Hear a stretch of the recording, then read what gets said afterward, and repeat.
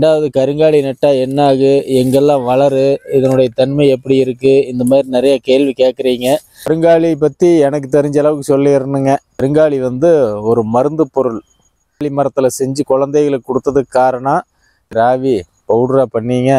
அதை தினம் ஒரு 2 கிராம் தண்ணியில் போட்டு வச்சு நைட்டு போட்டு வச்சு காலையில் குடிங்க. அனைவருக்கும் வணக்கம். நிறைய பேர் கருங்காலி செடி கேட்டிருந்தீங்க. கருங்காலி செடி இடையில நம்ம நர்சரியில் காலியாகிடுது. மறுபடியும் நடவுக்கு தயார் நிலையில் இருக்குதுங்க. நல்லா இந்த மாதிரி செடிகளே இருக்குதுங்க. நல்லா உயரமான செடிகளே இருக்குது. வேணுங்கிறவங்க தொடர்பு கொள்ளுங்க. ரெண்டாவது கருங்காலி நட்டா என்ன ஆகு, எங்கெல்லாம் வளரு, இதனுடைய தன்மை எப்படி இருக்கு, இந்த மாதிரி நிறைய கேள்வி கேட்குறீங்க. இந்த மாதிரி மண் வகையில் வளரும் அப்படின்னெல்லாம் நிறைய கேட்குறீங்க. எல்லா வகையான மண்ணிலையுமே வளருங்க. தண்ணி தேங்கி நிற்காத, அதாவது வயக்காடு இருக்குது இல்லைங்க, வயல். இப்போ தஞ்சாவூர், கோபிச்செட்டிப்பாளையம் அந்த மாதிரி வயல் உரம்பெடுக்காத வயக்காட்டு பூமி இல்லாத எல்லா நிலத்துலையும் நல்லா வளருமுங்க. இது உங்களுக்கு நம்ம மலைப்பிரதேசங்கள்லேயும் வரும், நம்ம சமவெளி பகுதிகளிலையும் நல்லா வருமுங்க. எல்லா இடங்கள்லையுமே வரும்.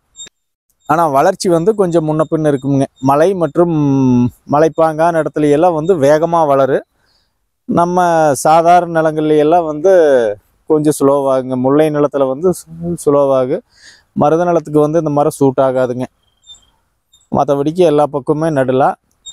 அப்புறம் ஏதோ டிம்பர் மரம் நட்டு வளர்க்குறா, அதுக்கெல்லாம் எப்படி தேவை இருக்கும்னு தெரியாதுங்க. இந்த மரத்துக்குனுடைய தேவை அதான் சொல்லிட்டுனில்ல, எதிர்காலத்தில் இதெல்லாம் மருந்துங்க.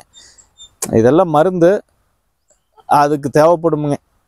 கருங்காலி நம்ம பயன்படுத்தக்கூடிய இந்த காய்கறி நறுக்கிற பலகையெல்லாம் இருக்குது இல்லைங்க, அந்த பலகையெல்லாம் கருங்காலி மரத்தில் செஞ்சு வச்சிட்டோம்னா நம்ம காய் நறுக்கும்போது அந்த தூளாகி நம்ம சமைக்கிற சமையலில் தினம் போய் வரும். அப்படி வரும்போது நல்ல மருத்துவ குணம் கிடைக்குங்க. அப்புறம் சின்ன இது வச்சு இடிக்கிறோமில்லைங்க, அந்த மாதிரி பொருள்கள் நம்ம சமையலுக்கு பயன்படுத்தக்கூடிய பொருளில் இது பயன்படுத்தணுமுங்க.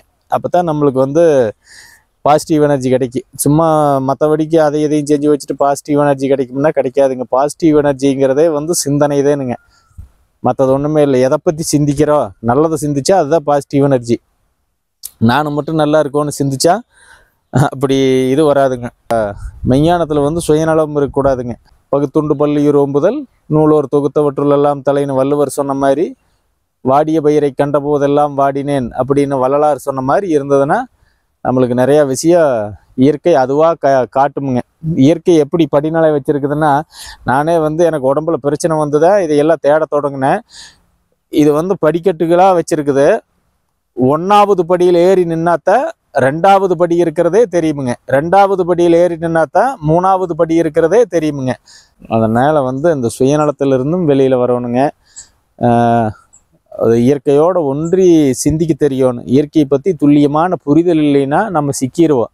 பணம் சம்பாரிச்சரில் எப்படின்னா அதுக்கு மேலே நம்மளுக்கு நகுத்து தெரியாது இல்லைங்க. நோய் வந்துருச்சுன்னா எப்படி சரி பண்ணுறதுன்னு தெரியலைன்னா நம்ம அப்போ அந்த இடத்துல கோட்டை விட்டுறோம் இல்லைங்க. எதைய நினைக்கிறோமோ, எதைய வேணும்னு கேட்குறோமோ அதை இயற்கை கொடுத்துட்டே இருக்குது. பைபிளில் வர்ற மாதிரி தேனுங்க, கேளுங்கள் கொடுக்கப்படும், தட்டுங்கள் திறக்கப்படும், தேடுங்கள் கிடைக்கும். இது உண்மைங்க. அவங்கவுங்க தேடுறது கிடைக்கும். ஏன்னா நான் அப்படி தன்னால் தேடுனதில் அந்த ஒவ்வொரு படிக்கட்டாக ஏற்றுது. ஓ இப்படியெல்லாம் இருக்குது, இப்படியெல்லாம் இருந்திருக்கிறாங்க நம் முன்னோர்கள். அப்புறம் 2வது இத்தனை புத்தகம் கொண்டு கொடுத்தாருனாரு நண்பர் வில்சன்.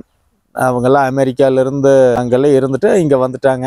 எல்லா உடல் சார்ந்த பிரச்சனையெல்லாம் வரும்போது அங்கே இருக்கிற டாக்டர் சொன்னாராம்மா, நீங்கள் உங்கள் நாட்டுக்கு போனாத்தே இந்த டெஃபிஷியன்சி எல்லாம், அதாவது குறைபாடுகள்லாம் சரியாகு. ஏன்னா உங்கள் நாட்டில் எல்லா கிளைமேட் இருக்குது, எங்கள் நாட்டில் வெயிலெல்லாம் இல்லை. அதனால் இதுக்கு வெயில் தேவைன்னு சொல்லி அவங்க வந்துட்டாங்க. அவங்க நிறைய சித்த மருத்துவ நூல்கள் வாங்கி வச்சுருந்தாங்க. அதையெல்லாம் இப்போதான் எடுத்து படிச்சுட்ருக்கிறேன். அதனால் நீங்களும் அந்த மாதிரி படிங்க. முதல்ல திருக்குறளில் தொடங்குங்க. இதை தனியாக பேசுவோம், அந்த புத்தகத்தை எடுத்து வச்சு பேசுகிறேன். அந்த மாதிரி அதுகளெல்லாம் படித்து பார்க்கும்போது தான் தெரியுது ஒவ்வொரு விஷயம் எவ்வளவு ஆழமாக நம்மளுக்கு எவ்வளவு நுட்பமாக கண்டுபிடிச்சி வச்சு நம்மளுக்கு சொல்லிட்டு போயிருக்கிறாங்கன்னு. அதையெல்லாம் விட்டு போட்டு நம்ம பணம் சம்பாதிக்கிறது ஒன்று மட்டுமே குறியாக எடுத்துகிட்டு போயிட்டு இருந்தோம்னா பணம் கிடைக்கும், அப்புறம் மற்றதெல்லாம் கிடைக்காம போயிருமில்லைங்க. அதனால் இதில் எல்லாம் இருந்து வெளியில் வாங்க. எல்லா இடத்துலையும் வளரு. ஒரு 10 கருங்காலி மரம் எல்லா உணவு காட்டிலையுமே உங்கள் விவசாய நிலத்துலையும் வச்சு வளர்த்துடுங்க. இதனுடைய எதிர்கால தேவை இதுக்கு தான் சொத்து. அதுதான் நோய் இதை வச்சு தான் சரி பண்ண முடியும். பணத்தை வச்சு சரி பண்ண முடியாதுங்க. எல்லா பிரச்சனையும் சரி பண்ண முடியுங்க. இங்கே இருக்கிற எல்லா பிரச்சனையும் சரி பண்ணக்கூடிய, எல்லா பிரச்சனைக்கும் தீர்வு தரக்கூடிய விஷயங்கள் நம்ம நாட்டில் இருந்திருக்குது. அதையெல்லாம் எழுதி ஆவணப்படுத்தி வச்சிருக்கிறாங்க. எடுத்து படிப்போம். நான் படித்ததுனால தான் சொல்கிறேனுங்க. அதனால் கருங்காலி மரம் எதிர்காலத்தினுடைய முக்கிய தேவை. எல்லா இடத்துலையும் நட்டு வளர்த்துடுங்க. கருங்காலி கொஞ்சம் ஓப்பனாக பேசிடுறேன். கருங்காலி பற்றி எனக்கு தெரிஞ்ச அளவுக்கு சொல்லிடணுங்க.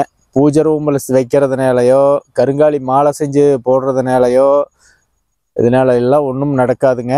கருங்காலி ஒரு மருந்து பொருள். ஏன் அப்படின்னா, அந்த காலத்தில் மரப்பாச்சி பொம்மை கருங்காலி மரத்தில் செஞ்சு குழந்தைகளுக்கு கொடுத்ததுக்கு காரணம். ரெண்டாவது குத்துற உலக்க கருங்காலி மரத்தில் செஞ்சதுக்கு உண்டான காரணமெல்லாம் பார்த்ததுன்னா அதனுடைய மருத்துவத்தன்மை தான் காரணம். உரலில் உலக்கையை வச்சு அடிக்கும்போது அந்த உலக்கையும் லேசாக தேஞ்சு அது கூட கரைஞ்சி வரும் இல்லைங்க, அந்த அப்படியே பொடியாகும் இல்லைங்க, அது ஒன்று. அப்புறம் குழந்தைகளுக்கு அந்த பொம்மை செஞ்சு கொடுத்தா குழந்தைய பொம்மையில் வாயில் வச்சுட்டே இருக்கும் இல்லைங்க, அப்போ அந்த மருத்துவ குணத்துக்காக இது பண்ணியிருக்குது. இதுக்கு மேலே இந்த மரத்தை இப்போ கட்டிங் ஆர்டர் இல்லை. அது ஏனுங்கிறதெல்லாம் இங்கே சொல்ல முடியாதுங்க. சரிங்களா? அப்படி பல விஷயத்தை தடை பண்ணி வச்சுருக்குது அரசாங்கம். அதுக்கு நீங்களே காரணத்தை கண்டுபிடிச்சிக்குங்க. அப்படி பல பொருள் தடை பண்ணி இருக்குதுங்க. அப்படி ஒரு மருத்துவ குணம் நிறைந்தது தான் கருங்காலி. கருங்காலி மரம் உங்கள் வீட்டில் உலக்க பழசு ஏதாவது இருந்ததுன்னா அதை ராவி பவுடராக பண்ணிங்க. அதை தினம் ஒரு 2 கிராம் தண்ணியில் போட்டு வச்சு நைட்டு போட்டு வச்சு காலையில் குடிங்க. உடம்புக்கு நல்லா இதாகும். நம்ம எதை சாப்பிட்றோமோ உடம்பு அதே மாதிரி மாறுமுங்க. சரிங்களா? கருப்பு கவுனி அரிசி சாப்பிட்டா கருப்பு கவுனி ஏட்டா மாறு. பிராய்லர் கோழி தின்னா பிராய்லர் கோழி ஏட்டாத்தான் உடம்பு மாறு. அதனால் கருங்காலி செடி இருக்குது, கொண்டு போய் நட்டு விடுங்க. அடுத்த தலைமுறைக்கு அதிகமான தேவை இருக்குங்க. அதுபோக கருங்காலி மாலை போட்டால் அப்படி ஆகுது இப்படி ஆகுதுங்கிறதெல்லாம் என்னை பொறுத்தவரை கதை தான், ஒன்றுமே நடக்காது. சரிங்களா? அப்படி ஈஸியான மெத்தட் இருந்தால் எனக்கும் சொல்லுங்கள். கருங்காலி மாலை போட்டு எல்லாம் நடந்துரு அப்படின்னா ஒன்றும் நடக்கவே நடக்காது. இங்கே செயல்தான், சிந்தனையும் செயல்தான் எல்லா மாற்றத்தையும் நடத்துமே தவிர கருங்காலி மாலை நடத்தாதுங்க. சரிங்களா? ஆனால் கருங்காலி மரம் எதிர்காலத்தில் தேவை நிறையா இருக்குது. சுத்தமான கருங்காலியாக வாங்கி நட்டு விடுங்க. ஏன்னா இதில் செங்காலி வேற எல்லாம் கொடுத்துட்டும் போயிடுறாங்க. இது நல்லா சுத்தமான கருங்காலி மரம். இந்த மாதிரி கருப்பாக இருக்கணும். இதை பார்த்துக்குங்க. இந்த சின்ன நாத்தே அடித்தண்டு கருப்பாக இருக்குது பாருங்க, கருகருன்னு. இந்த மாதிரி இருக்கிறத கருங்காலி. அப்புறம் இலை இந்த மாதிரி இப்படி நீளமாக இருக்குங்க. இந்த பொடி இலை புளியந்தலை மாதிரி இருக்கிறது செங்காலி மரம். அது செங்காலி. அதை போட்டு கருங்காலிங்காதீங்க, செங்காலி மரம். அவ்வளோதான். அப்புறம் அவனுக்கு தெரிஞ்சதை அடிச்சு விட்டு வியாபாரம் பார்த்துட்டு போயிட்டு இருக்கிறாங்கல்ல, அதனால் நல்லா தான் வாங்கி நட்டு வைங்க. சரிங்களா? அதனால் நல்ல சிந்தனை நல்ல செயல் அப்படி இருங்க. மற்றபடிக்கு கருங்காலி மாலை ஓட்டெல்லாம் ஒன்றுமே இங்கே நடக்காது. முதல்ல மூடத்தனம், பிற்போக்குத்தனம், இந்த மாதிரி விஷயம்லாம் நிறையா இருக்குது. அதில் எல்லாம் இருந்து வெளியில் வந்தால் தான் மெஞ்ஞானத்துக்குள்ளே காலடி எடுத்து வைக்க முடியும். நன்றி, வணக்கம்.